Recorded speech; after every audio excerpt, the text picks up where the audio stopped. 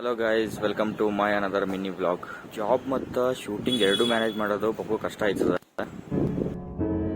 Night job ಮುಗಿಸ್ಕೊಂಡು ಕರೆಕ್ಟಾಗಿ ನಿದ್ದೆ ಮಾಡಲ್ದೆ ಮುಂಜಾನೆ 7 ಗಂಟೆಗೆ ಎದ್ದು ಶೂಟಿಂಗ್ ಸ್ಪಾಟ್ ಕಡೆ ನಾ ಹೋದ. ಇವತ್ತು ಔಟ್ಡೋರ್ ಶೂಟಿಂಗ್ ಇತ್ತು.